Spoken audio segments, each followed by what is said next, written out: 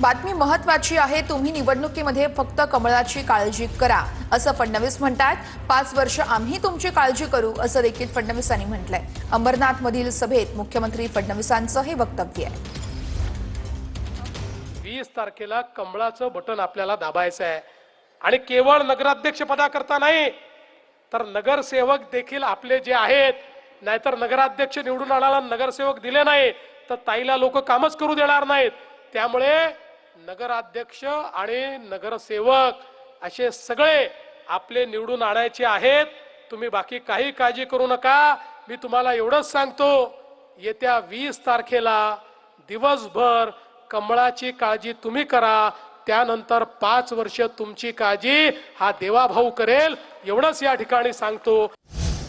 महत्त्वाची बातमी आहे। अजित पवार यांनी मुख्यमंत्री फडणवीसांची भेट घेतली आहे। कोकाटेंचं खातं काढल्यानंतर अजितदादांकडून फडणवीसांची भेट घेण्यात आली आहे। कोकाटेंचा राजीनामा स्वीकारल्याचंही कळतंय। अजितदादांच्या कार्यालयाची ही माहिती आहे। कोकाटेंचा राजीनामा मुख्यमंत्र्यांकडे सुपूर्द नसल्याची सीएमओ ऑफिसची ही सगळी माहिती समोर आली आहे। तर फडणवीस अजित पवार भेटीत महायुती संदर्भात देखील चर्चा झाल्याचं सूत्र सांगतायत। बैठकीत नवाब मलिक यांचा सुद्धा मुद्दा अजित पवार यांच्याकडून उपस्थित करण्यात आल्याचं सूत्रांकडून कळतंय।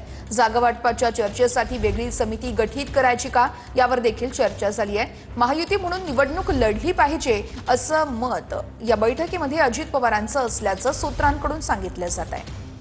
बातमी नवी दिल्लीमधून आहे। वाढतं प्रदूषण पाहता दिल्ली सरकारनं मोठा निर्णय घेतलाय।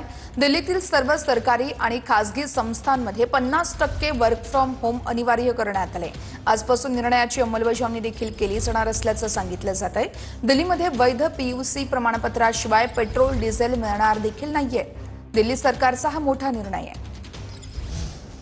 बातमी सांगलीतून आहे। सांगलीच्या उरण ईश्वरपूर या ठिकाणी शाळकरी मुलीवरती दोघांनी अत्याचार केल्याचा प्रकार घडलेला आहे। दोघांना देखील तात्काळ अटक करण्यात आली आहे। ऋतिक महापुरे आशिष खांबे विरोधात पोक्सो अंतर्गत गुन्हा देखील दाखल झालेला आहे। काँग्रेस आमदार प्रज्ञा जाधव आज आपल्या आमदारकीचा राजीनामा देणार असल्याचं कळतंय। सकाळी 10:30 वाजता सभापतींकडे त्यांनी वेळ मागितलेला आहे। आज राजीनामा दिल्यानंतर त्या भाजपात पक्षप्रवेश करणार असल्याची देखील माहिती आहे। काँग्रेसच्या प्राथमिक सदस्यत्वाचा देखील आजच राजीनामा देणार आहे। त्यामुळे हिंगोलीच्या राजकारणात आता मोठी खळबळ देखील माजलेली आहे।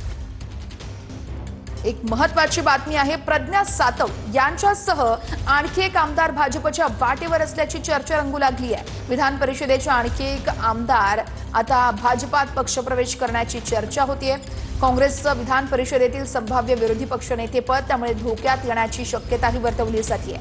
पुणे सोलापुरातील महत्त्वाचे पक्षप्रवेश होणार असल्याची सूत्रांची माहिती आहे।